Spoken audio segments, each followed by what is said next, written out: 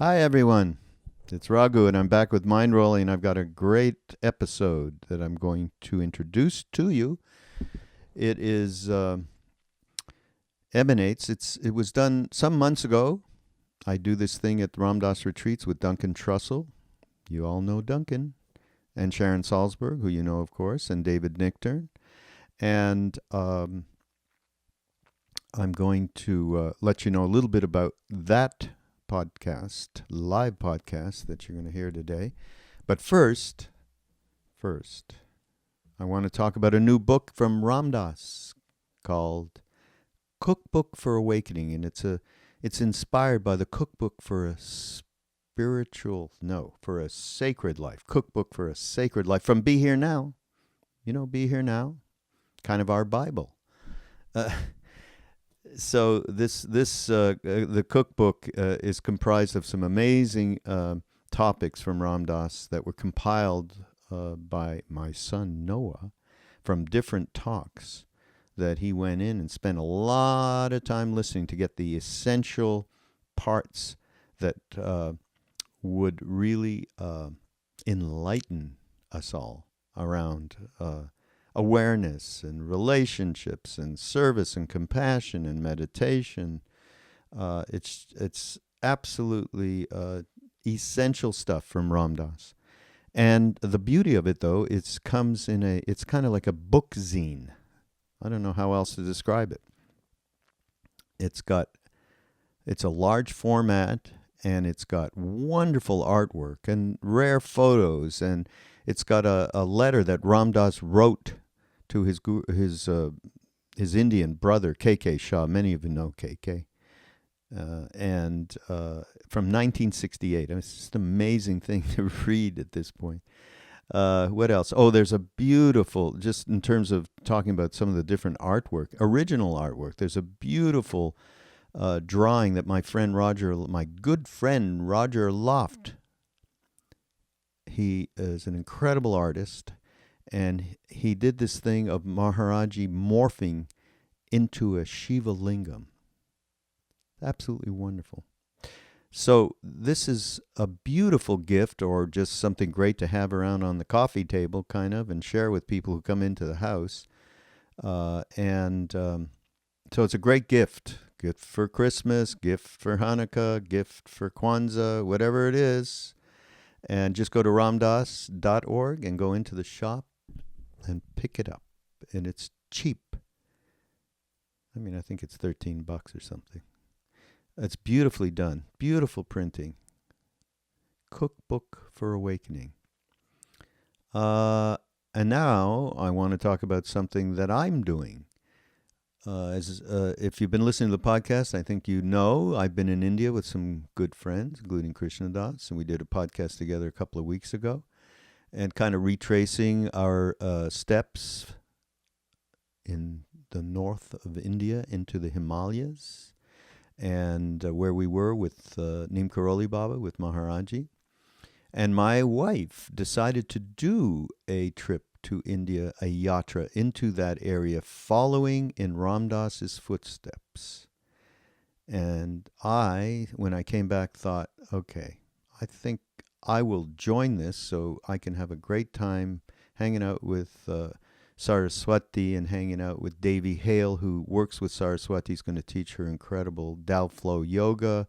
And Shama Chapin from Krishna Das's posse in New York is going to be doing kirtan. I'll do some with her. We'll do some hangout and chats around. And we're going to be going almost every day or every couple of days. This is about a 10-day retreat, 8 to 10 days. We're going to be going to Kenchi, where many of us first met Maharaji, and where Ram Dass met him nearby at another temple called Bhumyadar. We're going to go there, and we're going to talk about the history of that and just some of the wonderful stories. KK Shah, who I mentioned before, he's going to be coming, and he's going to hang with us and talk about. His family history goes back to the late 1800s. With these incredible siddhas that he met, and we're going to hear all those stories. So it's a wonderful opportunity, and many people have asked me in the past about, do you lead tours? And no, I don't lead tours. I don't even think I want to call this leading a tour, but I am going to be part of this yatra, and happy to do so. So go to nourishinglife.com/yatra, and you can get all the details. You can register, and if you need more information, you can get in touch with me at info@ramdas.org. I'll be happy to talk to you and fill you in. Okay? So that's March, mid-March next year, 2018. Himalayan Yoga Yatra. Okay? Oh, and it's in a beautiful ashram in this incredible Apple Valley. It's called Ramgarh, a half hour from Kenchi. I'd never been there before, and I went there this time that I was in India. So it'll be like blooming mid-March, blooming everywhere. The trees, the apple trees, the flowers, the food is great too. So there you go. Go get the cookbook for awakening. Check out the yatra, and now this is this great podcast with Duncan Trussell, Sharon Salzberg, and David Nichtern. And Duncan is just, when I watched this myself, I thought, wow, I'm so lucky to hang out with Duncan. And you can hear more of him. I'm sure you all know there's a Duncan Trussell Family Hour, but he's so honest and sweet. And he talked about, meeting me for the first time and how we started the whole Ram Dass podcast thing and the network and, just his own journey of self-discovery. He's just a wonderful human being. He really is. And then Sharon comes and talks about the whole thing of the soul in Hinduism, and in Buddhism one would call it radiant mind. Sharon, the most wisest person that I knows it, is also talks about her new book, Real Love, and just in the context of the profound sense of connection, that we're not romantic love. And then David comes in and talks about his teacher, Chögyam Trungpa Rinpoche, who, as you all know, is one of my favorite teachers on the planet, right? And talks about his philosophy of crazy wisdom. So crazy wisdom and radiant mind, and it's all overwhelming radiance, this podcast. It's really great. So, and,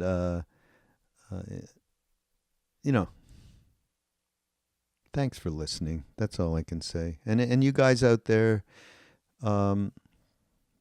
please do subscribe on iTunes or Stitcher or wherever you listen to the podcast, aside from going to BeHereNowNetwork.com. Be nice to have this burgeoning, is that a word? Burgeoning podcast family. And anything, and by the way, I get amazing letters from people suggesting different people to talk to on the podcast. So keep doing that. And I've done it. Done some. It's been great for me to find like somebody I don't know to be able to share an hour with. It's really great. So thank you. Keep coming. Keep listening. Go to BeHereNowNetwork.com/mindrolling. And by the way, everything we're talking about will be up on the show notes on the page where this podcast shall live on Be Here Now Network. So, namaste. Welcome, everybody, to our fun Sunday afternoon after the deep space of the mala ceremony Duncan and I have been doing for a few years now, right? And I don't think I have to say it again, but I will. It's just amazing. I am amazed at each retreat at how people have heard you on the podcast, Duncan Trussell Family Hour, and end up here. I mean, it's staggering, actually. And not only that, our little network, BeHereNowNetwork.com, which was inspired, and never mind inspired, he said, why aren't you doing podcast? You got to do a podcast. You just find a Ram Dass talk and you, whatever you like, a wonderful excerpt, you talk about it, and you got a podcast. And so that Be Here Now network, which includes Sharon and Krishna Das and myself and Jack Cornfield and Joseph Goldstein and Lama Surya Das, on and on, it's now close to 500,000 downloads a month. So it's extraordinary. And this is, it was started a year ago. So Duncan is our guru. But you know what? I do. Okay, so we're talking about the podcast. I think this will be a fun thing to share. When I first did a podcast with Duncan, it must be close to 4 years ago, I think. I think it was more than that. Really? Oh, my God. Maybe 4, I'm not sure. So I went over to his house, and with Allie, who's, I don't know if she's here right now, but oh, there you are. But can I, before you talk about coming over, the way that happened, the way I ran into you, was I was I get depressed. I have a problem with depression. I get really depressed. And I was super depressed and going through a breakup. And I emailed, I don't know where I found the email. Info at ramdas.org. Yeah, I think I found it there. I don't know. And I emailed just shot in the dark because someone had told me, well, if you're feeling bad, offer service and you'll feel better. So I was addicted to video games, just in the basement of my house, going through this breakup, and I emailed you guys like in this bleary, like hell state. And then you contacted me, and then we started talking, and then I said we should do a podcast. Yeah. So Raghu is now going to come to my house, but I've never met him. But I know he represents Ram Dass, who has meant an awful lot for me for a while. But being incredibly jaded and cynical at the time, I was fully prepared for some cheesy new age creep to come to my house. That's what I expected to happen. I'm like, there's no way that this is gonna be cool.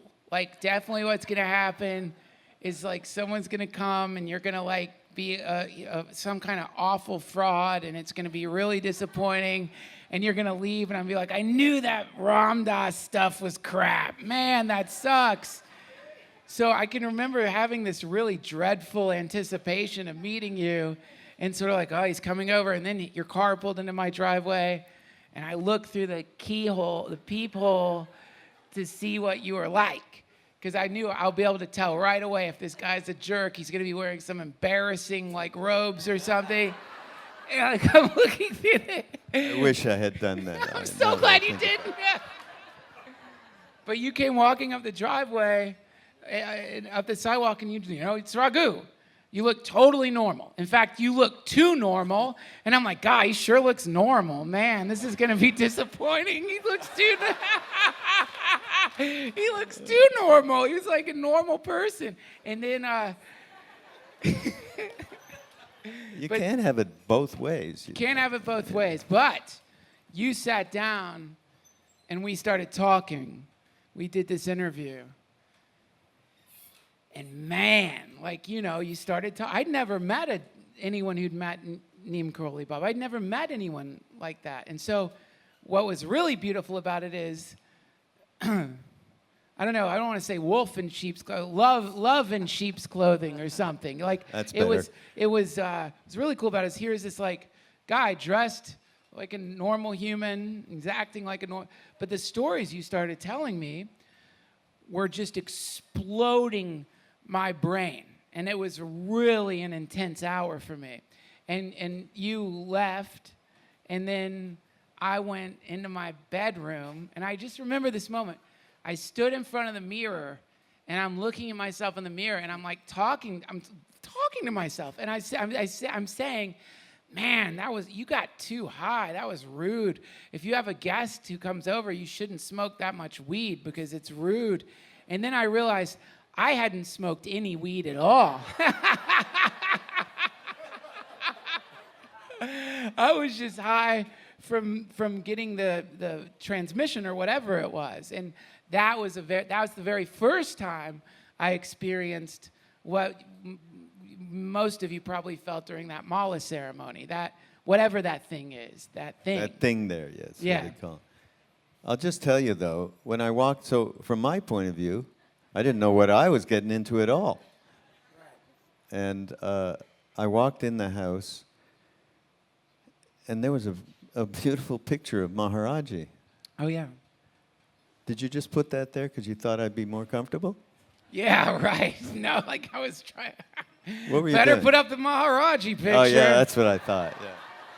Take down the swimsuit model. Put up the Maharaji picture. Raghu's I coming thought over. that.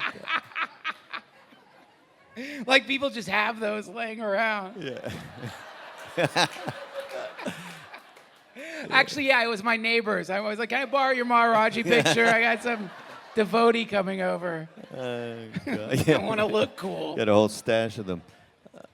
All right, well, now, but everybody, soon after that, so we started to be really in communication then. He basically taught me how to do podcasts, down to I still have the same... Because it's so complicated, guys. It really is. Like, it's a real technological feat to do a podcast. You know how many people screw up podcasts still to this day? I mean, it's not nothing.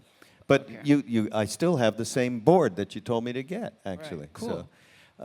So we started to communicate a lot after that. And then he called me out of the blue to talk about something that occurred to him. And there was and then of course I said, well, why don't you come to the retreat? So that he started coming to the retreat. That's not how it happened. Okay. Correct. What happened is, a lot of cool things happen here, and I think we're all in an open space, so I could talk about it without sounding completely out of my mind. But probably also many of you notice a lot of synchronicities tend to happen here. And after I connected with Raghu, these synchronicities started happening with him, where I wouldn't call you. I would be too nervous to call you. You would call me, but it would always happen that you would call me exactly at the right time, right when I was going through something. And in this case, what I was going through was my mom had died, and I was laying in my bed, depressed again. But this time, anyone here who's lost their mom understands that there's nothing like that. So I was laying there, just messed up, because I'd also just been through cancer too. That happened in 1 year. I got testicular cancer. My mom died in 2013. Dumb year. And I was laying in bed, and I was just couldn't move. I was sick and not literally sick, worse than sick. And that's when my phone rang. That's how it happened. The phone rang, and when you're so depressed, you're like, I'm not going to pick up I'm not going to, but I'm like, oh, it's Raghu, hello. And you said, listen, just come to the retreat. I still remember, you're like, just come to the retreat. I think you recognized that I was so out of it. You were like, just buy the plane ticket and come to the retreat. And I remember the way you said it was like, just go to the computer and buy the plane ticket. Just do it. And I sort of hobbled over the computer and bought the plane ticket, and then came to the spring retreat at Lumeria, the first spring retreat. There was 60 people there or something. It was very small. So that's how it happened. I didn't just call you up. You happened to accidentally call me while I was just laying in the smoldering. Yeah. Yeah. And at that time, and it reminds me, at that time, Roshi Joan Halifax, who was at that retreat, was at Ram Dass's, did the retreat, right? That's the retreat you were at. And I got him over for dinner one night, and we ended up having dinner and did a podcast right there and there. That's not how it happened. Are you kidding? You're brushing over how cool it was, man. Again, it's easy for them to forget how unique they are as people because they've been living in this life their whole time. They forget, and it's funny. Aliens. What? You talking about aliens? I didn't say aliens. Did you hear me say aliens? Are you an alien? What did you hear me say? These people. Oh, these people. Well, these people are very interesting because they have a unique incarnation. And you come to this, if anyone who is here for the first time, it's weird coming to a retreat. It's weird. And you come here and you're doing yoga, but it's beautiful. And all of a sudden, everyone's really kind, and they're like, and it's weird, you know, all this kindness and sweetness, and you're like, oh, I don't know, is this real? It can't be real, but it is real. And so, but then you came up to me because they were doing trips up to like a volcano or something. And you came up to me and you're like, you're not going to the volcano. You're coming with me today. You set it up perfectly. Oh, I do remember. You're right. And then you said we're going to go to Ram Dass's house. Again, for you, whatever. You go to Ram Dass's house all the time. It's like, no, but right when you said that to me, my heart is like, boom, boom, boom, boom, boom. Ram Dass's house, this is crazy. And I'm riding in the car with you to Ram Dass's house. Then, you know, you go down this winding road, and then suddenly you're at Ram Dass's house. Your mom has died. You've had cancer. Now you're at Ram Dass's house. This is too much, you know? It's like smoke is coming out the ears. And then now we're in the swimming pool. I'm in the swimming pool with Ram Dass, Roshi Joan Halifax, a Zen Roshi and Ram Dass and Raghu. And the Roshi is carrying Ram Dass in her arms like a child, and he's laughing and she's laughing, and these are best friends. This is not, and you're just like, oh, we're just throwing the ball around, and it's, you know, it's normal. We're in Ram Dass's pool with a Zen Roshi carrying Ram Dass around. It totally happens every day. Like, oh yeah, this makes sense.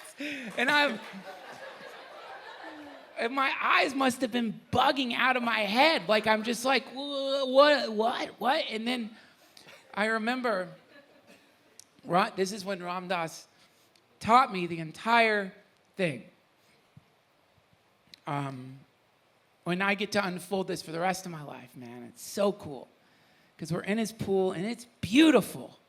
And I'm feeling good, you know? Damn it. Oh, come on, I'm not going to cry up here. I'm feeling so good.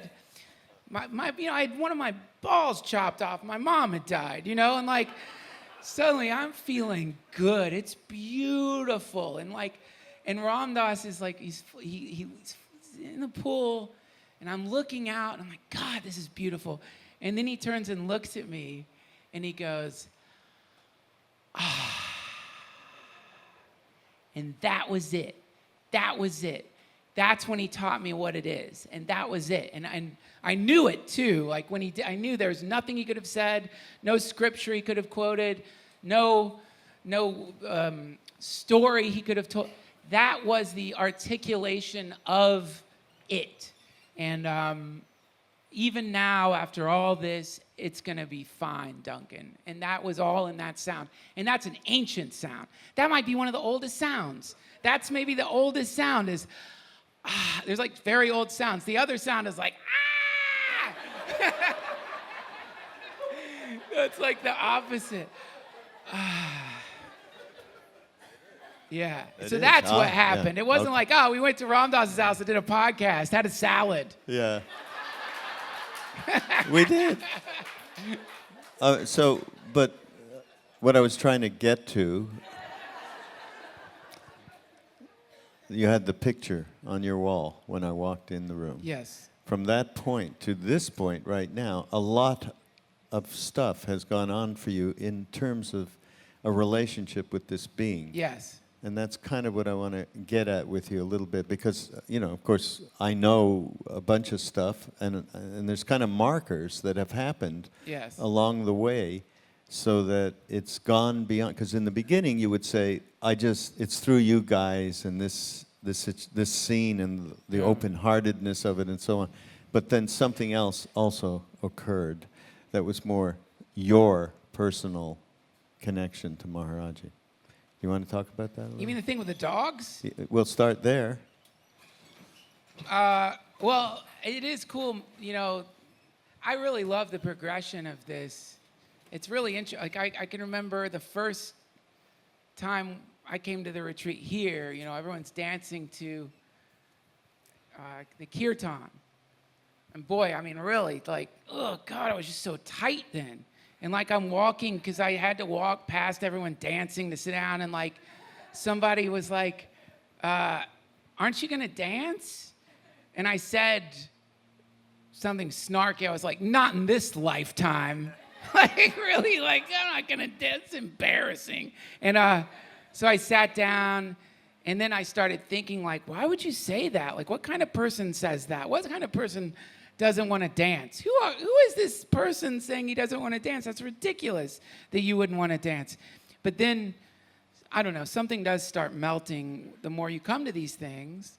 And, one thing I really love about, okay, let's work backwards. Imagine, this is in the Bhagavad Gita when they talk about Krishna. The verse is, I am the intelligence of the intelligent and the life of all that lives. So I love that. There's a lot of other descriptions too, but I love that one in particular. I am the intelligence of the intelligent.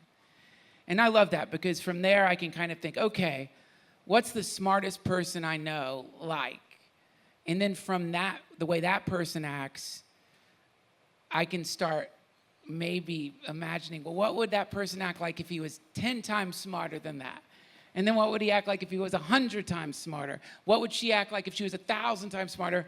And from that, I can kind of play around with the idea of what Krishna must be like, right? And really, really intelligent people that I've met have a lot of qualities about them. They're funny. They're really funny. And they're playful. And they're benevolent. I have yet to meet an evil, intelligent person. That has not happened yet. Like in the movies, the James Bond guy is like super smart. I've never met him. I always meet, when I meet really smart people, they're always sweet and benevolent. And so the point I'm trying to make is they're also, interestingly, there's a kind of courtesy to them. We say grace, and you could say there's a kind of gracefulness to them. And they don't intrude. They're pretty aware of social cues. They don't intrude. So if they're ready, in other words, they're not going to come uninvited, or they're not going to, they don't pass boundaries that you've created. And I think that one of the interesting things about Neem Karoli Baba is he seems to function in that same way, which is that it's not going to come crashing down on you in some sudden, terrifying moment of being in the presence of some super intelligent being or the source of intelligence. But it happens in these wonderful increments, these tiny little moments of, what? That just happened? That's so simultaneously funny and beautiful and impossible. And it makes you laugh, but it doesn't overwhelm you. Because if it overwhelmed you, you could become manic. You could become a fanatic, or you could become crazy. So it's these very sweet little visits, I would call them, sweet little visits. And one of them that happened to me was, guys, this is ridiculous, but I was sitting in my kitchen, and I had smoked some marijuana. And I was sitting in my kitchen, and one of my dogs, I have 2 dogs and a cat. One of my dogs came and sat next to me, and I'm petting my dog. And then the other one came up and sat next to me, and I'm petting the other dog. And usually they fight. It was weird. Usually they don't let that happen, but they were cool with it, right? And then the cat came and sat in my lap. And I'm looking at the cat and the dogs, and I'm thinking, God, I love you. I love you. I love you so much. I love you. I don't care, Gatsby, that you pissed on the Oriental carpet that my mom did therapy on many times. I forgive you for that. If you did that, if Raghu came to my house and peed on the carpet my mom gave me, I'd never forgive you. It'd be hard to forget that. I'd always bring it up. Remember that? Why'd you do that? Remember when you did that? But with Gatsby, it's like, oh, I love you, I love you, I love you. And the cat, oh, I love you. I'm so glad you're here. I love you. And Fox, I love you, I love you. And then this thought popped into my head, which is well, I think Neem Karoli Baba felt like this exact same way, but for everything. And that's when I felt him. It was wow. He was there. I don't know how to explain it. I know it sounds crazy. But it was right there. He was looking at me the way I was looking at my dogs. I could feel it. And he was like, I love you. I love you no matter what. Just the story you tell. And it was beautiful. and overwhelming in just the right way. And it didn't last, but the moment did happen. Yeah. So I had that. That did happen. You know, isn't that nice? I love that story, actually. Do you know that, I think you know, there's Dada Mukherjee, one of our mentors. He lived in Allahabad. There's plenty of stories we tell that take place there. And he used to tell us many stories of dogs coming into that he would feed and so on and so forth. And Maharaji would comment on them, and he was always praising him about. So there was something about, you've been to India, you know how terribly dogs, well, there's no cats, you can hardly find cats, but dogs are treated. Yes. And so there's a lot of, so I'm saying dogs were kind of prominent, certainly in Dada's case. Huh. There were stories like this. Wow. Yeah. Isn't that correct? That's all we get about is what's happened a little further down the line, because that dog story was at least 2-3 years ago. But you would still have this kind of attitude that it would be your guru. You know, you guys, it's nice and everything that, you know, the stuff we do with Pete Holmes, remember all of that? Yes. Yeah, well, eventually you just have to, eventually that game gets boring. And that's a fun game, which is like, you know, it's a fun game. And then I was playing that and it's fun. But you have to be, I think with this kind of thing, it's good to be honest and empirical. And it's funny because you can fall on you can like start pretending that's not happening to you because it's like not cool. It's like really like, if you look up not cool in a lot of different circles, not cool, be like, yeah, you know, my guru is this like disembodied, forget it, I'll tell you later. It's like not, it's so strange. So, and especially like, you know, doing a podcast, there's a lot of hesitation and like you go through a period of making the worst mistake you can make in your life, which is to try to be cool or like tune in with what you think is going to make people like you or something. That's a rotten mistake, easy one to make. And then, yeah, so there's been I don't want to call it a progression. I really like what Ram Dass talks about the soul realm, or the soul, you know, the self.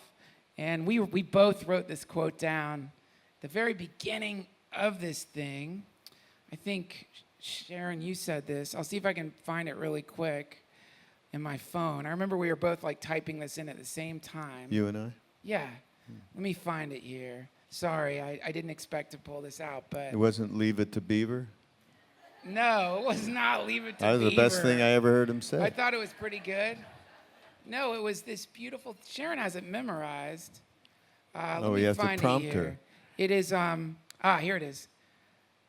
The mind is naturally radiant and pure. It's because of visiting forces that we suffer. And I really like that a lot. And I think that that natural radiance of the mind, or that essential nature of the self that Ram Dass calls the soul. So it's weird to say progression, as though that thing could get abs or something. Like, oh yeah, my soul is like getting these amazing biceps right now. It's beautiful. It's a beautiful soul. It's been doing cross training and it's flexible. But so that thing, you know, I was just talking to David Nichtern and about this experience I had within doing ketamine therapy. And he said, what did you take from that? Like, what is lasting? I don't remember his exact words. And what I took from that is what I already knew from this, but the two go together very well, which is that there is a part of the self that is eternal, seemingly, or even though that's a ridiculous word, because what does that even mean? Radiant is a better word than eternal. There's a radiant part of the self that lays underneath everything. And this has helped me really feel that inside of me. And that, once you get that contact, even if it gets covered up with clouds, It's like always only there. a lunatic would be like, if it's a cloudy day, would be like, it's going to be cloudy forever. Right. The sun will come out again. Yeah. So that is, I think, if there is beautiful, yeah. something, that is the thing that I have taken away from this practice that you've taught me. Well, Sharon, I think we need you now. Sharon Salzberg, everybody.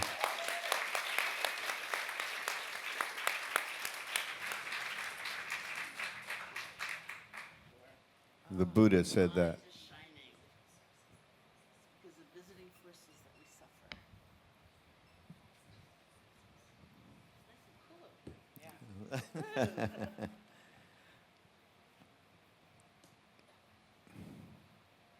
I guess I want to, I keep having this thing because we do so much,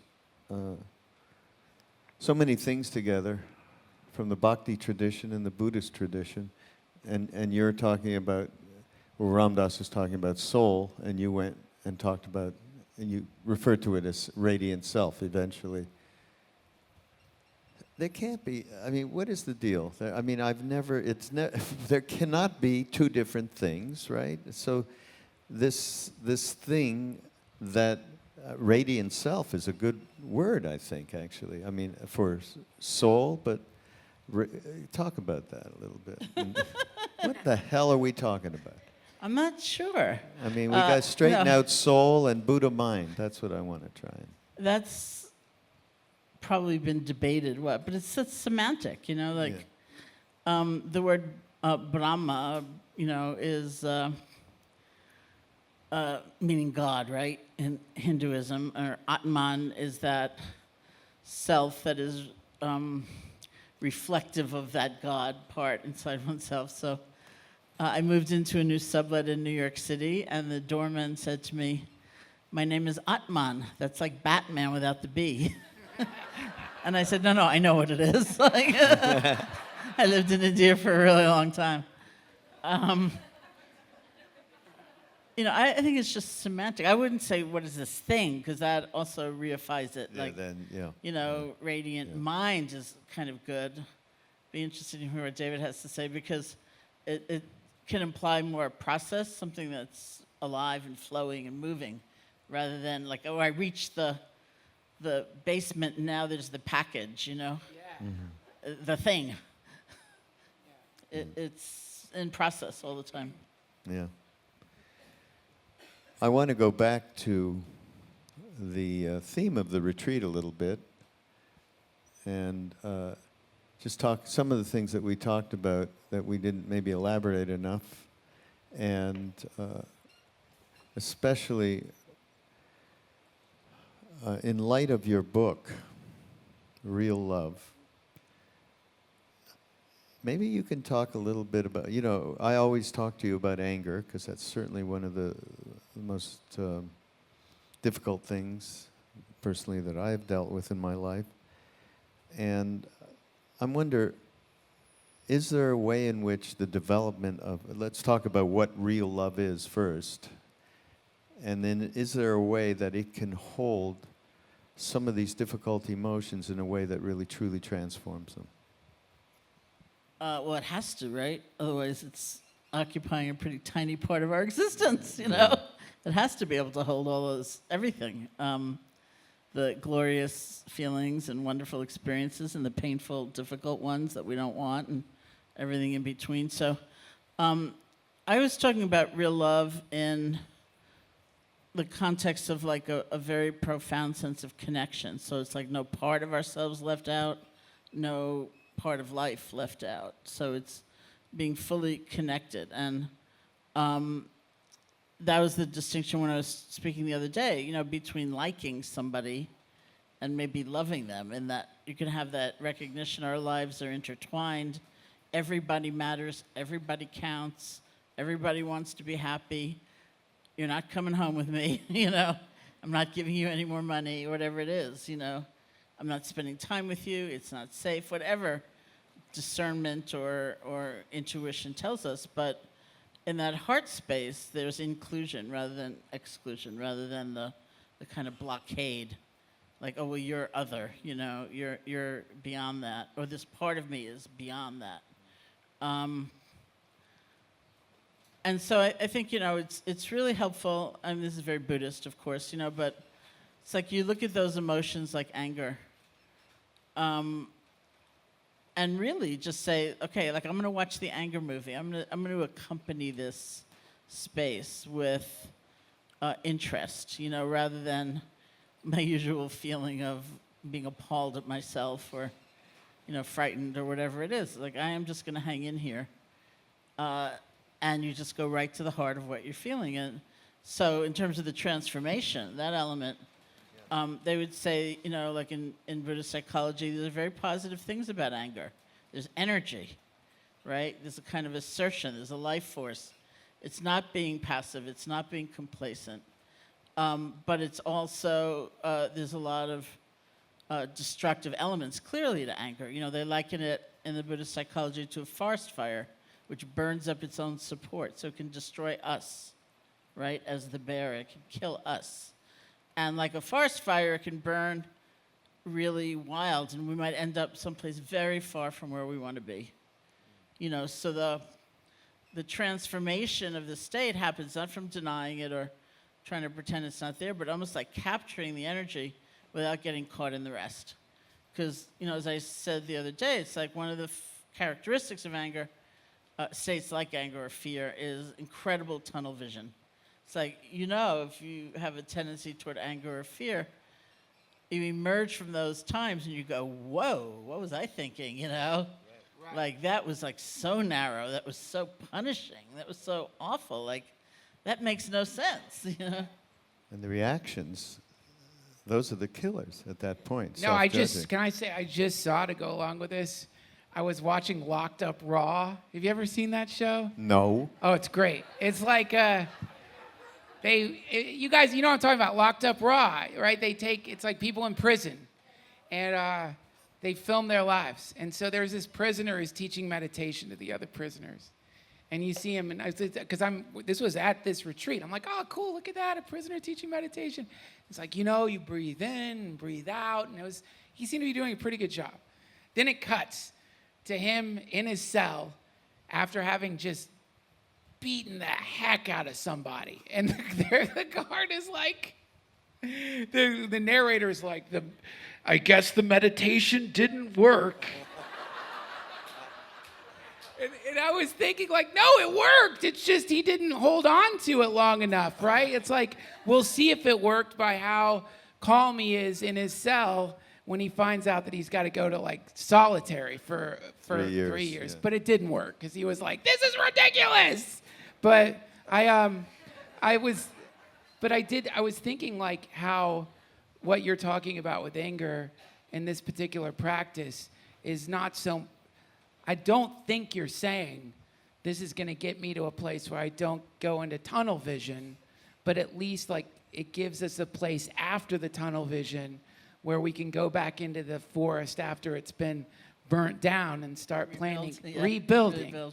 But that's so hard, Sharon, because you really hurt. I really hurt people when I'm angry. Yeah.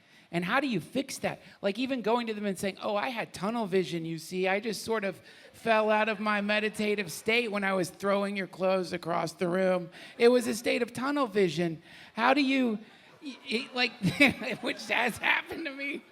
How do you, it messes your life up, man. Totally. But how do you fix that? Like, how do you go back and fix that? How do you tell someone, I'm working on myself? Well, that is not, I would rather have that message. Like, I had tunnel vision, I was lost. I lost all perspective, I lost my mind, I'm sorry. Rather than, you're an idiot. You know, like, that's a big improvement, right? That's revealing something about yourself. It's being vulnerable. It's being truthful. And it's, in effect, asking for forgiveness. So go for it. I would say that. And also, it's not so much that we get into the anger and then afterwards we can start rebuilding. But it's like I was saying the other day, we go in and out, and in and out, and in and out. Even in the midst of the conflagration, there are moments where we're saying, wait a minute, I don't want to go there, and then we get pulled in. Can we talk about that moment? Because that moment is, for me, something I've noticed there, which I find very unsettling, is you say pulled in. It's more like, oh no, I'm gonna stay angry, and that's Which is what I was talking about the other day. The exact same thing, piling on. It's not piling on. I mean, do you know what I'm talking about, Sharon? Where it's like there is not it's not as though the anger is a vacuum. Because you're kind of righteous. Yeah. Like, Let's go for it. Let's attack. Yeah, Like yeah. this is exactly. I am right, and I am going to lay waste to your kingdom because you deserve it. What about that? What do you do about that? It's the same. I mean, there's only one thing to ever do, which is you could say it as loving awareness, or you could say it as mindfulness. But I think the way we remember more and more in the midst of that righteousness, which is a very, very intense state, is that we honestly let ourselves feel the consequences of having harmed somebody. You know, it's like that kind of sensitivity. The Buddha said also something very beautiful. He said, if you truly loved yourself, you'd never harm another. If you truly loved yourself, you'd never harm another. And part of what we feel in those terrible moments of like, whoa, look what I did, or look what I said, is also reflective of that lack of love for ourselves. It's so painful. But if we try to avoid that pain, we don't have as much inspiration as we might in the moment when that righteousness arises. You know, there could be another voice that says, feels like that's strength, but wait a minute, remember how bad it felt last time? Right. You know? Right. That's key, right there. Yeah. Right there, yeah. So there's some article that I found. There's an interesting add-on to this issue that I picked up here. When someone insults us or does something unkind to us, an internal formation is created in our consciousness. If you don't know how to undo the internal knot and transform it, the knot will stay there for a long time. After a while, it's very difficult to transform. To undo the knots, we cannot ease the constriction of this crystallized formation. It actually has a Sanskrit word called samyojana, right? They actually developed a whole nomenclature around this crystallization of knots that form. Samyojana. Maybe it's who knows. So with the practice of meditation, we can undo these knots and experience transformation and healing, and that's what you're talking about. But here's the difficulty. Not all internal formations are unpleasant, right? They are also pleasant internal formations that can still make us suffer. When you taste, hear, or see something pleasant, then that pleasure can become a strong internal knot. When the object of your pleasure disappears, you miss it, and you begin searching for it. You spend a lot of time and energy trying to experience it again. If you drink alcohol, and you begin to binge watch television. I added that on in there. I don't binge watch TV anymore. You know? No, I mean, you're What happened to talking the last thing we were up here? The last retreat I asked about. Yeah. What he's referring to is the last retreat. Because what I'd been doing was like drinking whiskey and watching, God, it's such a good show.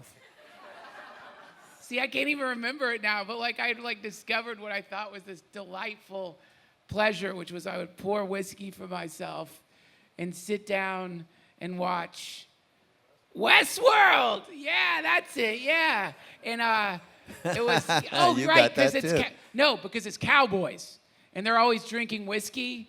So it was like, I'm a Westworld cowboy enjoying Westworld. But I asked a question and I really did mean it the last retreat because what I was doing is I was thinking, well, as long as I'm mindful while I consume this whiskey and watch Westworld, it's a practice. Like, this is my meditation. And so my question was, is that a practice? And I believe, and Sharon said, well, it may be a practice, but you're practicing the wrong thing. I just think, I'm so glad you moved to New York. We can do this in person a lot. Yes, I hope so. You can just call me up and say, is it a practice? But But then I have an add-on to that, because after that, there were some people at the retreat who are tantric. And they came up to me, they're like, no. It is a practice. It was sometime after actually is. 1910. Applying mindfulness in this state of giving oneself pleasure can actually be a practice. And I thought about it, and I think that's true too, strangely. And also, it's important to know there's no more Westworld, and I don't like whiskey anymore, so it didn't last anyway, so it doesn't matter. It just went away. It was just a temporary, transient thing. No, I think it can be a practice, but I think of course, it's a tricky practice, and Right. it's like a practice of fearlessness too. You know, like, oh, look at that, I can go here. And Well, be okay, but are we really okay? But you know what? I'm going to throw out something I would bet $1 million no one's ever said before. You know what really helped me with my anger problem? Whiskey. When I'm really feeling angry, I just start drinking whiskey and the anger just goes away. That doesn't happen. Maybe some of you it does, but that doesn't happen for me. Booze doesn't go well with anger problems at all. Say the least. What? To say the To least. say the least. So yes, I know. So for the tantric people out there, I know what you mean. I do know what you mean. There's something beautiful in every form of life, right? Like even when you are angry, even when you're decimating your enemy's kingdom, that is still that's still perfect, right, Raghu? You think that I know that kind of a thing is perfect? He knows. That was the I idea. don't know. Everything's perfect. Yeah, but that was told to Ram Dass when he was trying to drive his Volkswagen bus to Bangladesh to save people. And Maharaji said, no, you don't need to go. Don't you realize, Ram Dass, it's all perfect? He said that to Ram Dass, being who he is, which is living in that perfection. And Ram Dass admits it today. He can't say that because he's not living in that perfection where we understand that.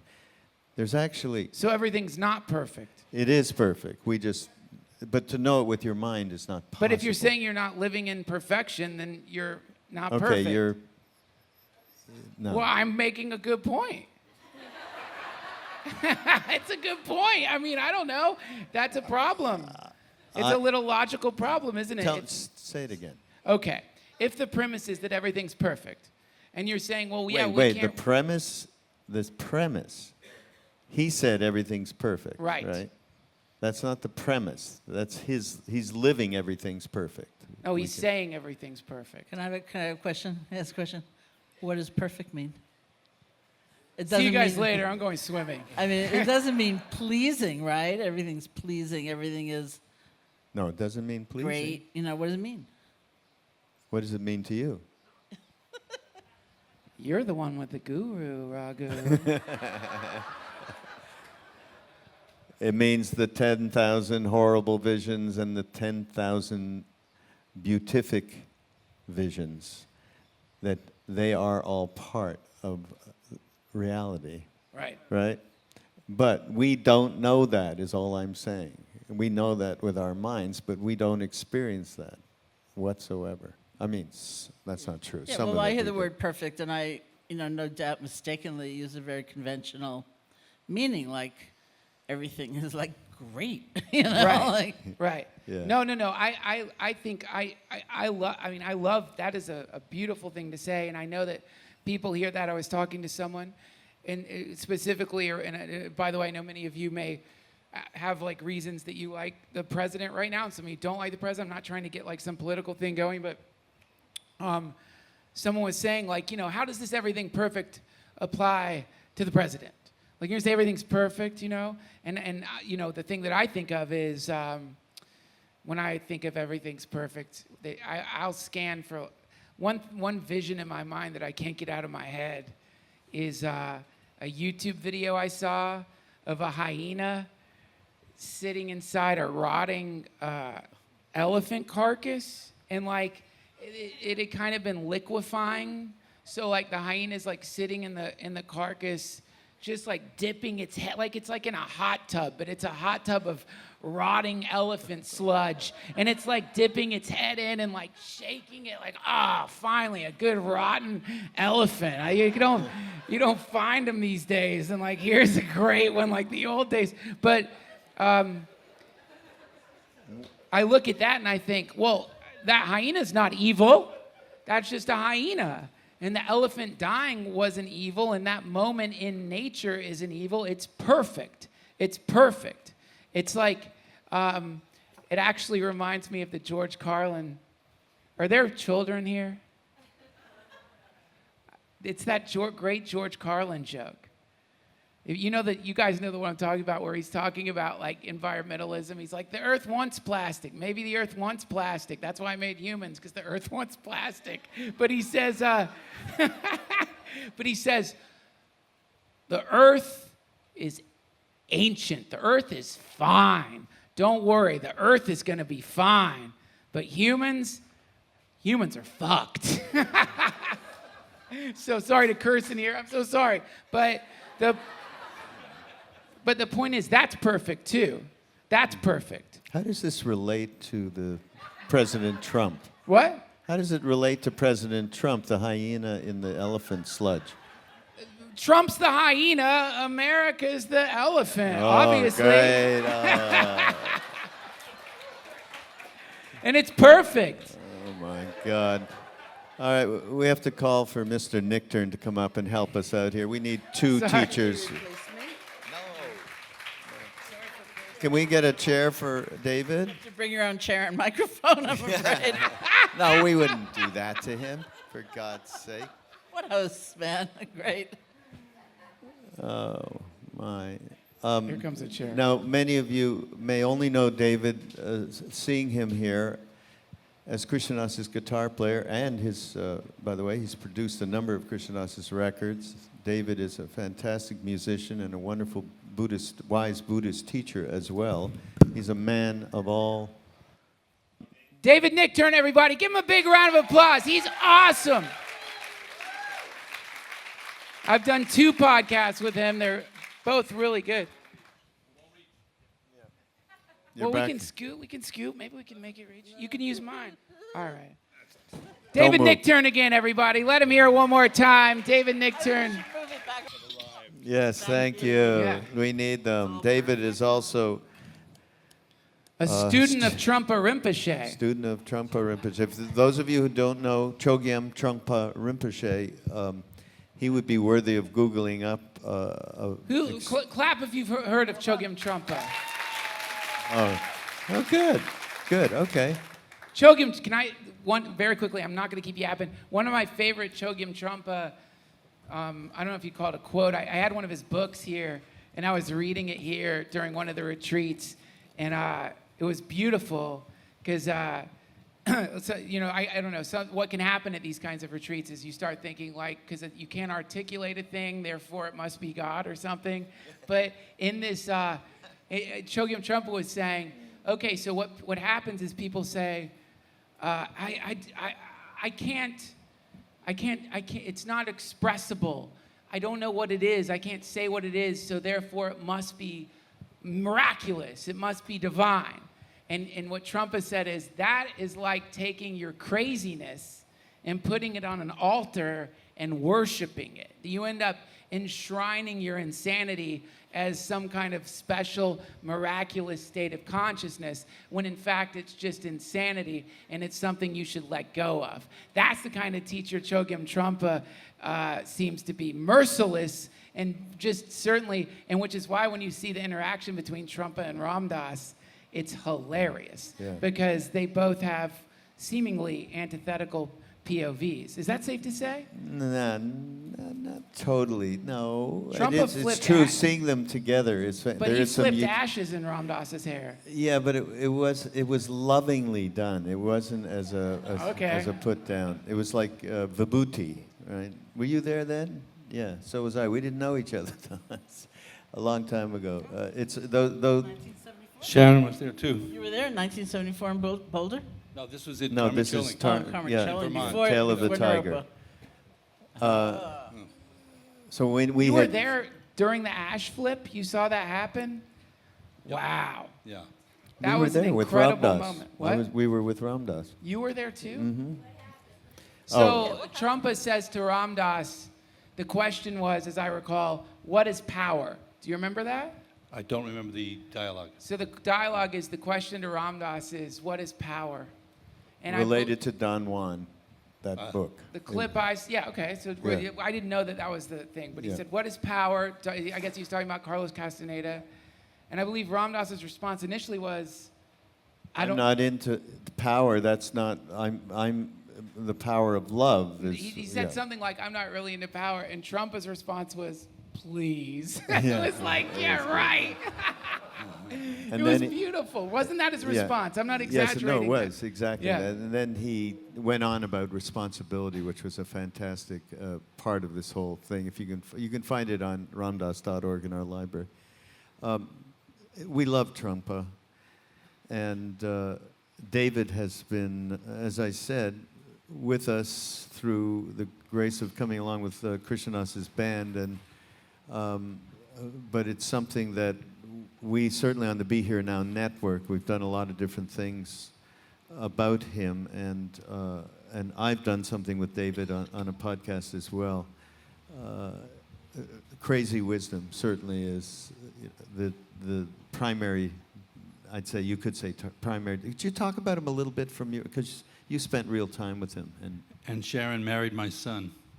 Not Not- literally, but I officiated. Oh, wow. I Officiated, that's the way. so- yeah, that could be taken the wrong way. But I would have welcomed you into the family if it had Thank you been. so much. We would have had to get a different priest, though. That was. So, what was the question?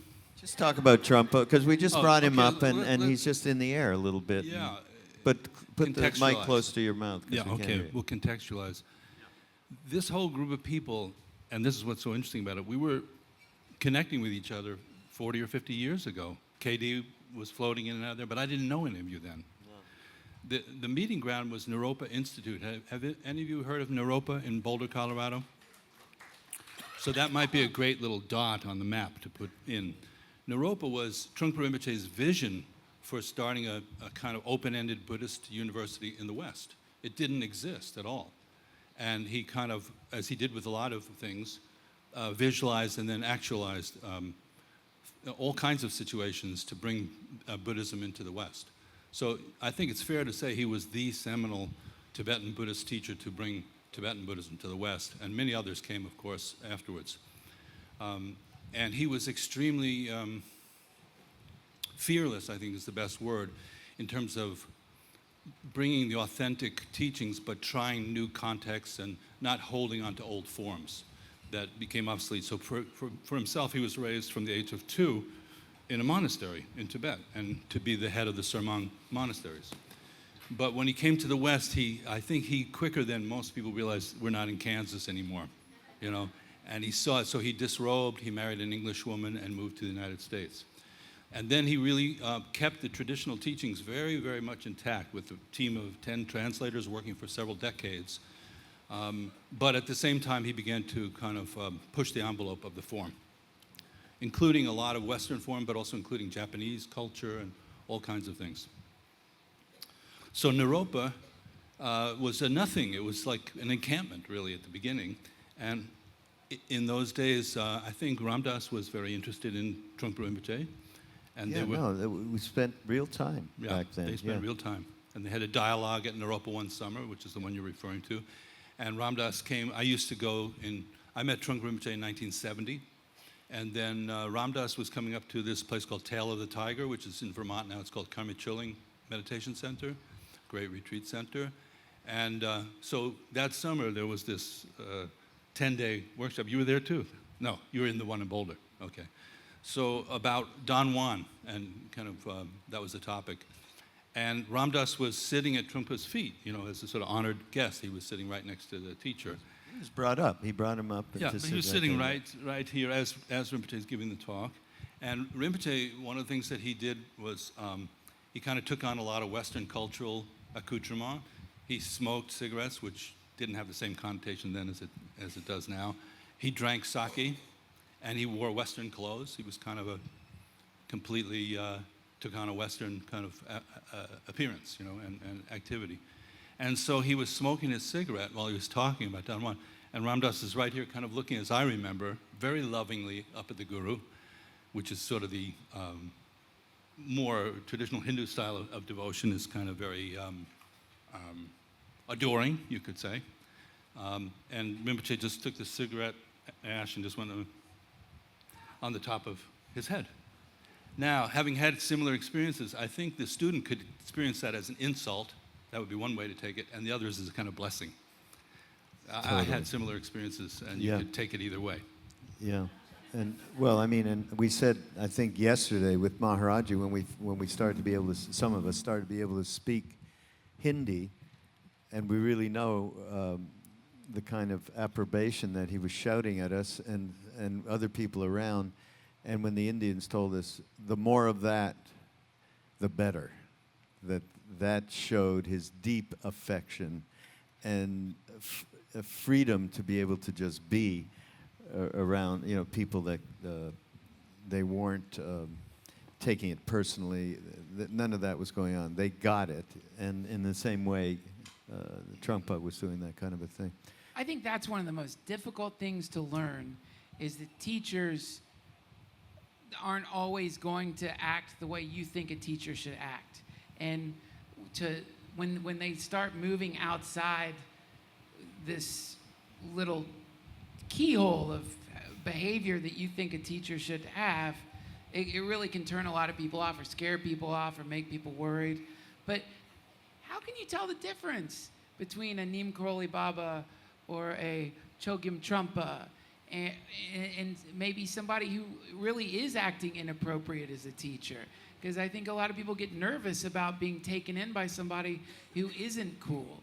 When is it abusive and when is it enlightenment? And how can we tell the difference so we can protect ourselves if we do happen to come into contact with other teachers maybe than the ones we meet here?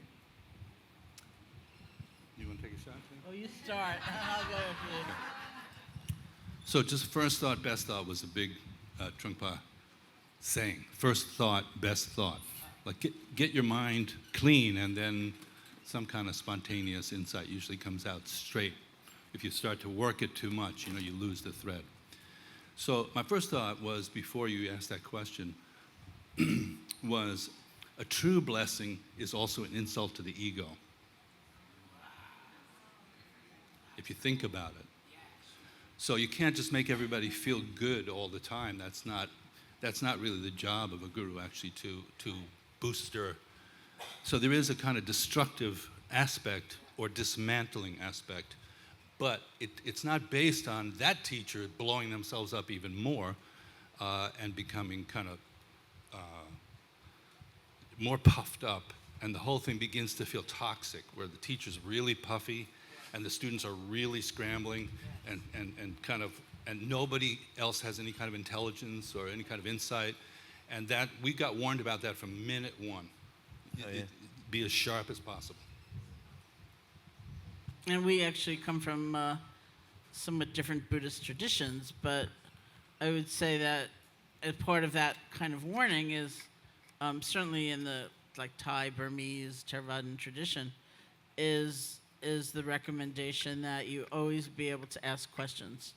Like, you have to always be able to question, otherwise you're stuck in someone else's vision of what's true. Like, one of my early teachers, this man named Manindra, that many of us studied with, said to me once, the Buddha's enlightenment solved the Buddha's problem, now you solve yours.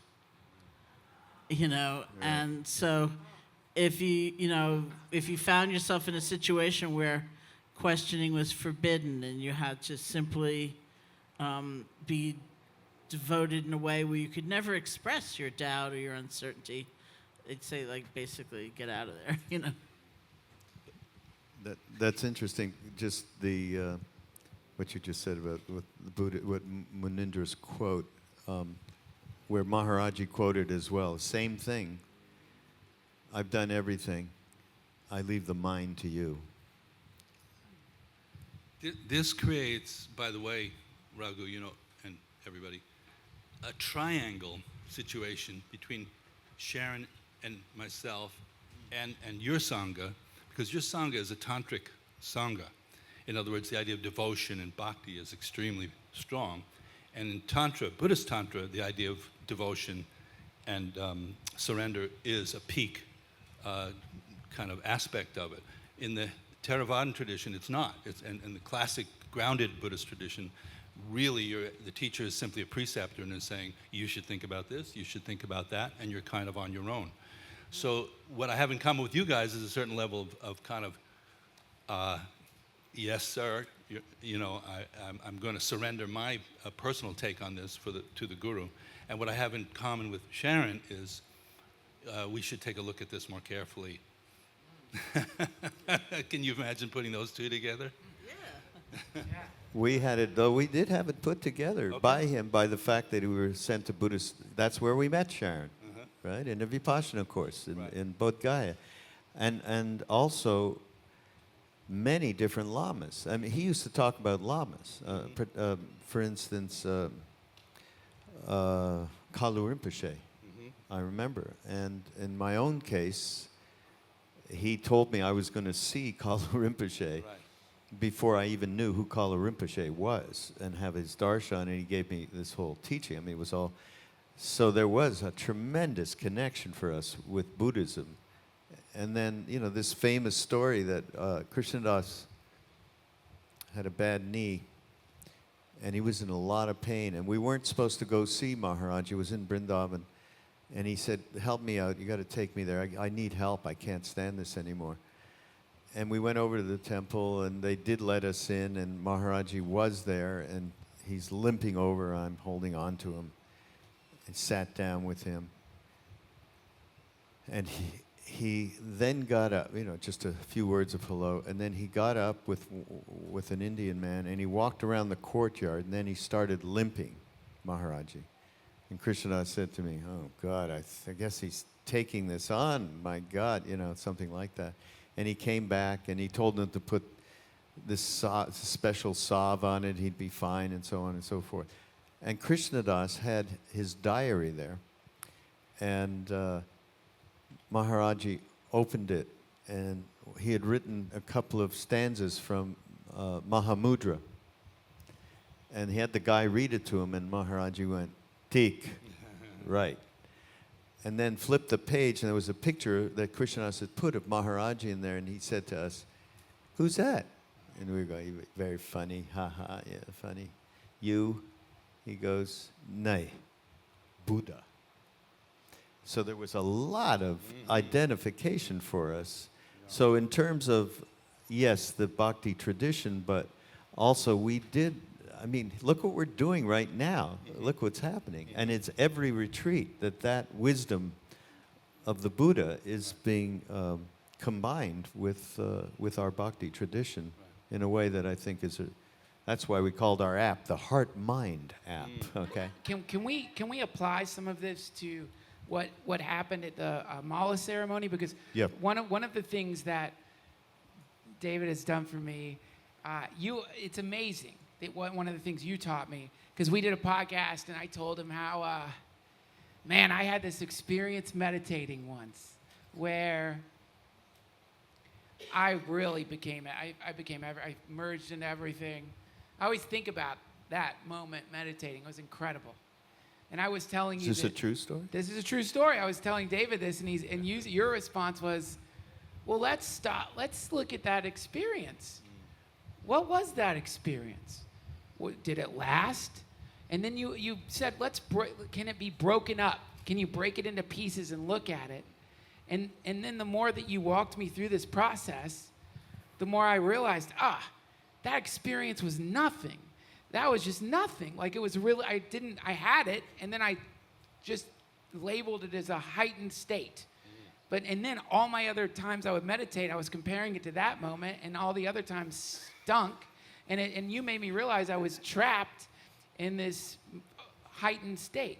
So I would love for all of you to help me understand, what is it during, one of the things many people report when they sit in front of Ram Dass, when they do the mala ceremony, is a kind of radiance or a feeling of being overwhelmed by some kind of energetic field. People start crying, they don't know why. There's a real feeling of intoxication that happens. It is potent and remarkable. Can you comment on what that is? What is that? What is that experience? Do you have a word for it? Is there some scientific explanation, some metaphysical explanation? What is it? Oh, certainly you. Okay, well, Why do you say that? so first of all, I wanted to let you know that the advice I was giving you was actually from the entertainment business. Really? Yeah, what have you done for me lately is what it really is. Oh, Okay. interesting. Yeah, Okay, so- that's cool. Yeah, you had a hit, but so what? You know what I mean? Cool. So we want to hear the new demos, you know? Yeah, yeah. Okay. So the word comes to my mind, and everybody can say or no, but adhisthana is the word, I think. Adhisthana. It's an anointment or a blessing, a richness in the texture of the environment that comes about. It's really what you, I think, would call the grace of the gurus, you know. It's a kind of rich energy in the environment where you, and many people have had this with Maharaji and with Karmapa and Dalai Lama and other great teachers. It's like the atmosphere shifts. And when Pete and I talked about this on his podcast, I called it 220 as opposed to 110. It shifts to a kind of higher voltage. And there's not as much conceptual mind there. There's not as much obstacle there. It's very spontaneous. It's laced with what's called tendril or auspicious coincidences happening. Things. What is that called? Tendril is really the word. Tendrel, auspicious coincidence. Like tendril? Oh, No, it's a Tibetan word. tendril. Okay. Like, you know, when we gather like this, it's called magnetizing coincidence. You create, like what Ramdas said earlier, you create the right atmosphere and energy, and things come together, and things are brought to fruition, and things ripen. And obstacles come up too, so that's why it's not just, you know, like, oh, I just was happy the whole 5 days. I bet some of you had some rough times this week, right? Or faced some demons, for example, or whatever. So that's what I would call it. I think, you know, I wouldn't even call it intoxication. I think those states can be intoxicating, but that's its own problem. You know, I think they're, you know, maybe we'd call them bliss or rapture. Or I love what David just said, you know, every bit of it, you know, is like, it is like a heightened state. And glory be, look at what we're capable of. We're capable of so much more than our ordinary life of, you know, defining the ultimate happiness as, I don't know, drinking whiskey and binge watching something. I forget what it was. Westworld. You know, you know, like, look at that. You know, and like, wow, who would have known? It's extraordinarily opening and inspiring, but we can also get attached. And that is always a problem because you can't hold on to anything. And it also becomes a sort of, it becomes the standard by which we tend to judge everything else, as though nothing else is good enough. And maybe something's really painful but extremely important, and ultimately maybe even more liberating than that beautiful state, you know, although the beautiful state is what helps us go on, you know. And so there are just issues, you know, when we think an experience of some kind is the goal. I also think that there's an element that happens here around trust as a result of the mala ceremony. As you've seen me running around, I'm thinking about all kinds of different things. Actually, I spent half the time in the toilet trying to get Mike was getting the guy to fix the toilet, and I was involved with that, you know. This is what my mala ceremony was. It wasn't really great. Well, did you fix the toilet? We got the guy to fix it. Is Thank the you toilet so fixed, much. Mike? Thank I you. think it's fixed, yes.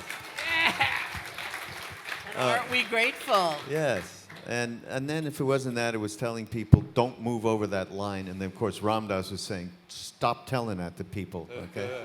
So it was a whole thing going on with that. So I was full of all kinds of stuff that had nothing to do with what he's talking about until we started to do arti. And I'm standing there, Krishnadas is singing, And I just happened to look up at Maharaji's picture behind, and it was just a quick look. You know, things happen, they're in between moments, right? In between, they're in the molecular structure or something. I realized, oh shit, you're here, like that. I completely knew that. And then everything fell away in a moment. But the fact that whatever the experience is, yes, holding on to it is attachment and so on. But there's a way in which that increases the trust. There is a place, a radiant place of love that we can be in. And obviously, Sharon will go, practice, practice, practice is the way to bring that into our daily lives and be a little bit more, you know, Ram Dass, I mean, before his stroke, he could talk about this stuff like nobody else. After his stroke, he became that stuff like nobody else. I mean, I have wheeled his chair around in different places, and people come, we got to get on to the next thing, or he's tired or whatever. I have all this shit going on in my head.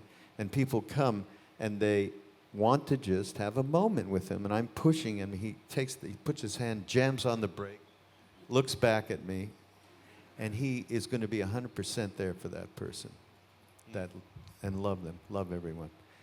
So those moments, they're building blocks, absolutely, and. I think in some funny way they also help produce compassion, because when we're far, far, far away from that, but not in a way that's appreciating or using what is happening, we're just missing what once was. We can also have a kind of compassion for ourselves, like, look at this, you know, like human frailty or the human condition, or, you know, once more. I'm like... Yeah, caught again, yeah.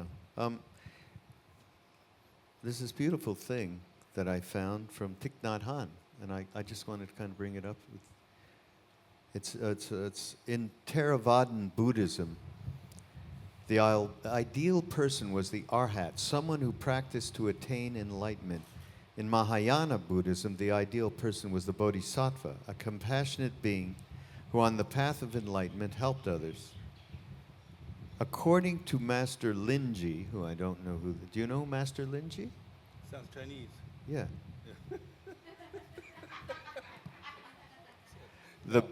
So this is the whole thing around what they call the businessless person. Yeah. The businessless person is someone who doesn't run after enlightenment or grasp at anything, even if that thing is the Buddha. This person has simply stopped. She or he is no longer caught by anything, even theories or teachings. The businessless person is the true person inside of each of us. Is that great? How do you spell his name? Linji. Linji. Mm-hmm. Yeah. It's a very Chinese Zen kind of flavor to it. Yeah. Yeah. Yeah. Taoist a little bit too. Yeah, but Right. the businessless. Yeah, I call it without agenda. Without agenda. Without yeah. like you have a lot of agenda you just described, and Ram Dass Okay. has a different agenda, which is connecting heart level. But you're serving each other. Yeah. What you do is Rinpoche had people like you. They were called kusung. Kusum? Kusung. Huh. It's like the attendant of the guru. Very important, because otherwise none of this kind of situational logic can happen, you know. So it's part of it's an integral part of it. It's a very high role, actually. Thank you. This That's a great- businessless thing from a more mundane place, the best podcasts are the one where you don't have any agenda at all. And when you, once I, I didn't mean that, I'm glad you did. You brought that came up. You don't have an agenda.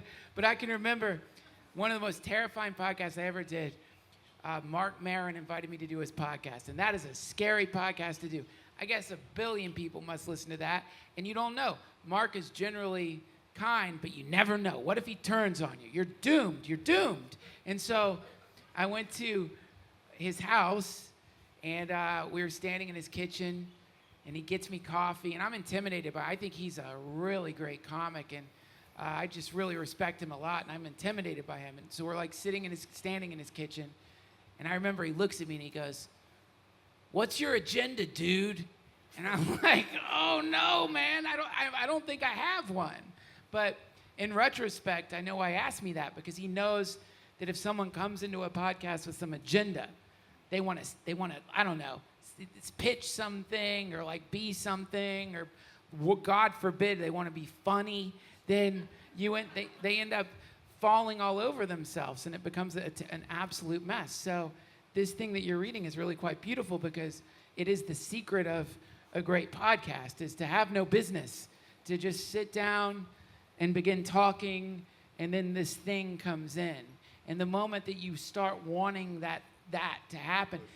In fact, I was talking to someone who was reflecting on the mala ceremony, and she was saying that, and I had the same experience too, where, usually when I do these mala ceremonies for the last several years, God, it's embarrassing to admit, but I'll be like, God, let me just try to get through the mala ceremony as quick as I can, grab my mala, go to the beach. And it's terrible. But this time I'm like, you know what? I'm going to do what he's saying and just stay through the whole thing. And it was beautiful and intense and incredible. And then that intensity would go away and be met with just nothing. It would go away, nothing, gone. And you'd be like, my friend was saying, she was like, oh, you want it to come back. You're like, come back. Where did you go? And the more you're like, come back, it stays away. And the moment you stop with that, then there it is again, just right there in front of you. It's always there. So I think that's really quite beautiful, and is a wonderful. Also, with sex, like, when you're having sex with an agenda. No, you got to know what I'm saying. Like, oh, I want this to be the best experience of her life. Like, I want her to think I'm the greatest of lovers. I want her to think that when you do that, you are going to be terrible. Like, it's going to be a terrible 3 minutes. Sharon, I'll give this one to you, okay? No, I think I'll turn it over. Maybe no comment is called for. Just well said. How do you say that? In Burmese, you say sadhu, sadhu. It's like amen. I don't know how you say it in Sanskrit. I mean, it's a good analogy, though, for everything, that little... here, the person who has nothing to do is sovereign of herself. She doesn't need to put on airs or leave any trace behind. The true person is an active participant, engaged in her environment while remaining unoppressed by it. Although all phenomena are going through the various appearances of birth, abiding, changing, and dying, the true person doesn't become a victim of sadness, happiness, love, or hate. She lives in awareness as an ordinary person, whether standing, walking, lying down, or sitting. She doesn't act a part, even the part of a great Zen master. This is what Master Linji means by be sovereign wherever you are and use that place as your seat of awakening. How good is that, eh?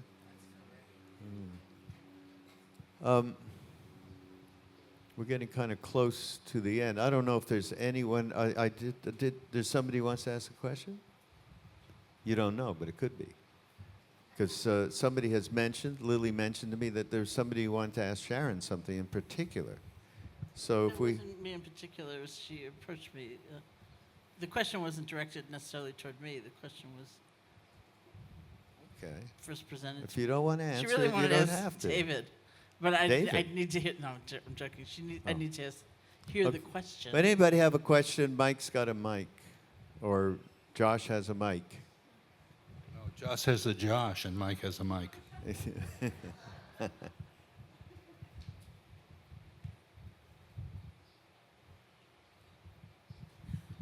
Another thing that Rinpoche used to say is, your guess is as good as mine.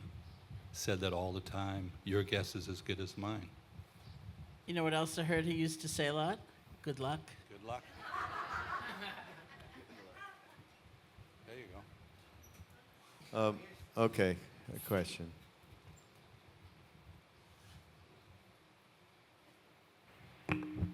Hi. So this is a question I studied on my own. I didn't have a teacher, so I've read a ton of stuff. I read a lot of Buddhism, and now I've taken this veer off into the Hindu worlds, and there's so many lineages and families, but my original thought, or what I thought I had learned before, was, your karma had an impact on your next birth. And I thought, oh my God, I could never be a Buddhist. I'll come back as a slug. Someone will step on me in 2 seconds, because that's what I will have earned, in the next lifetime. Nope, can't be a Buddhist. And then somehow in reading about with Ram Dass's lectures, or somewhere along the line, I learned that we actually choose our next incarnation, or we have a role in what our next lifetime is. Like, I choose this parent, and I just read so much stuff, and it's completely uncontrolled and edited. So maybe I'm even, this isn't even in a respected lineage. So, can you speak to that?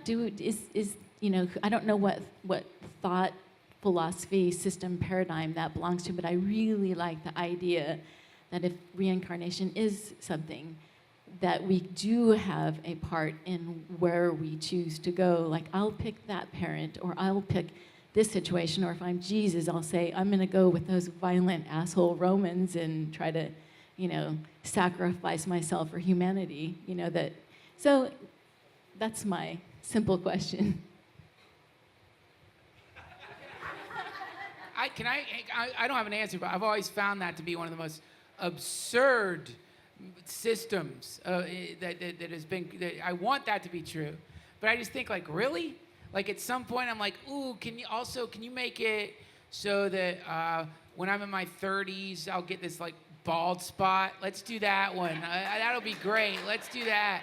I want that. I want a little pointy weasel nose. Can you, like, make me have a raspy lesbian voice so when I call down, can you make it so when I call down the front desks, I'm always called ma'am? Can you do that? That's just, that, by the way, I love my life. But then when you gaze out at the world and you see, the suffering in the world, and you think, oh, I guess that person at some point, as they were gazing upon the mirror of possible incarnations, they were like, oh, make me the famine child. I want to be the famine child who at the age of 3 falls into a puddle and expires and then is devoured by vultures. I've always found that to be a rather, a kind of sweet, but maybe a little lazy way to deal with the suffering that's in the world. Because then if I look at someone suffering, I can say, oh, they picked it. Oh, hi, suffering you know what? No, maybe I'm not going to help you because you picked this one for yourself. And so in that way, doesn't it seem so human? Doesn't it seem like such a human explanation of the way things work, using the human mind to try to understand how things go from the state of non-being to being, that we produce a kind of intermediary concierge of human existence? It's always struck me as a little, I don't know, it seems like wishful thinking if you ask me, but who knows, maybe. Are you sorry you asked this question? Bravo. I bet you are. Next time I'm picking a 6-pack though, man. I want to be ripped. Can I just add? Wait. Oh. We have somebody. I would like to just Yeah. add one short Okay. thing. I wanted to add something too. Yeah, and then can we do that? But I want to finish with this question. What's your name? Gail. Gail. Yeah. Okay. So I did come up here with no agenda, but since you asked, I do have a book over there about the topic you asked about. All right, Okay. perfect. So, and because it talks about karma and the 6 realms, it's called Awakening from the Daydream, Reimagining the Buddhist Wheel of Life, and it does talk a lot about how karma forms. I'm trying to give a modern voice to these teachings, but they're very, very traditional. So it's kind of, you could say, a combination of conscious activity, and you could say less conscious or habitual activity that creates even our next morning, right? So of course then it creates, the evolution of our existence and future existences. So part of it is, yes, you can, and Sharon is one of the best teachers there is about the intentional part about it, and here's some things you could do to up your chances for a good next rebirth, not as a slug, listen to her, okay? Be kind, be mindful, these things definitely influence the karma. Perfect, David. Okay. I So, want to give a plug for his book, which is a really, Yeah. really good book. Yeah. And when I first saw it, we were sitting on the stage together. Krishna Das was about to sing, and I looked at it and I said, that is the perfect size for a book. Yeah. And David said, everyone's just talking about how it's because it's really perfect. My book is too long, frankly. But it's perfect because it's like you feel like you can take it with you wherever you go, and it's beautifully written, and it's great.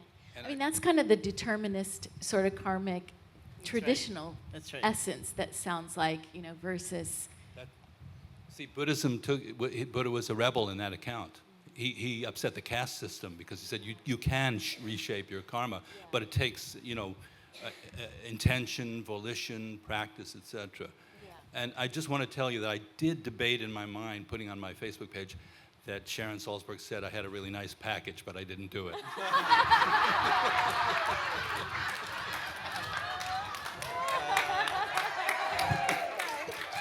Now that's real love.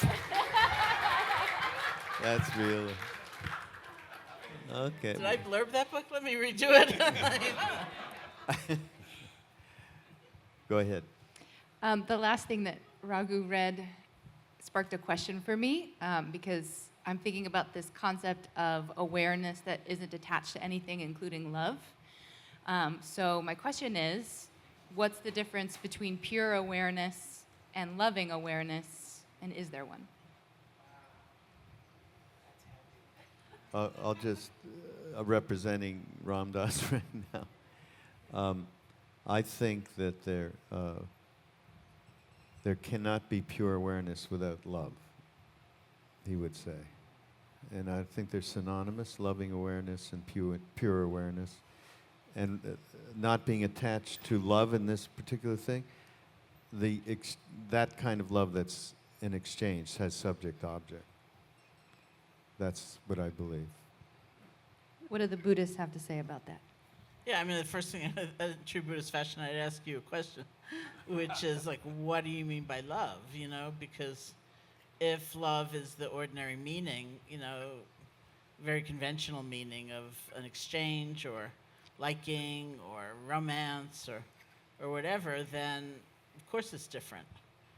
But if it's like, develop a mind so filled with love it resembles space, which cannot be painted, cannot be marred, cannot be ruined, then it seems to be the same.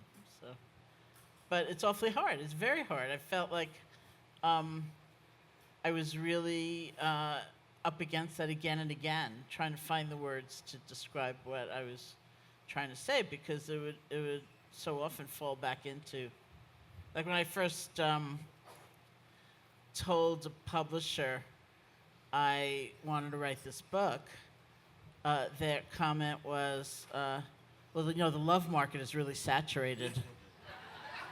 So what they meant was that the how to find a relationship market is really saturated. And how to fix your relationship market is really saturated. Not this kind of love, We'll see. But It's such a great question, really. So, Katie and I we usually have topics that come up, and the hang this week is we started off with, there's a kind of fundamental obstacle to awareness. There's considered two in Buddhism. One is primitive beliefs about reality, it's called. One of them is nihilism, where you sort of are emptying out the thing and making a solid case for the emptiness of it.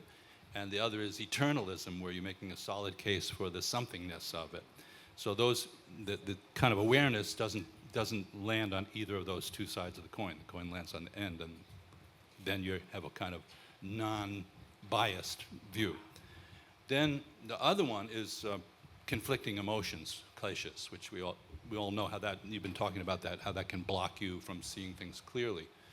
So He's been calling me the nihilist this week. You may have noticed he introduced me 2 nights ago as the nihilist. I said he should introduce me as the nihilist, formerly known as Nuji. You know, and I'm calling him the eternalist, you see.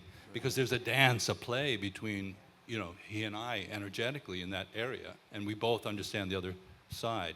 But so if you see yourself getting caught up with either of those, you could release, and you will find yourself in a naturally wakeful and a naturally loving space, without a doubt. Can I just say something very quick to address that?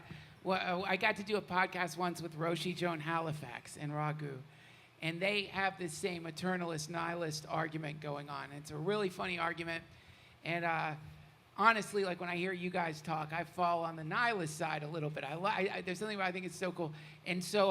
But I also love Maharaji. But I can remember leaving Roshi's room, and what's her assistant's name? You know, she has that wonderful Noah.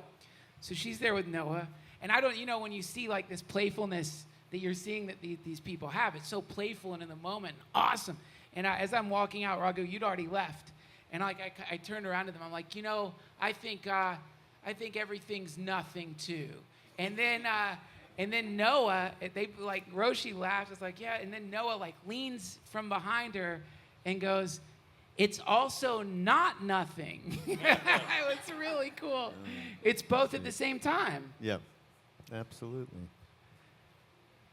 We have to stop. I'm just being told by Mike. We're at the end of the session. So thank you, everybody, and thank you, guys. Thank you, Duncan, Sharon, and Thank you. David, Nichtern.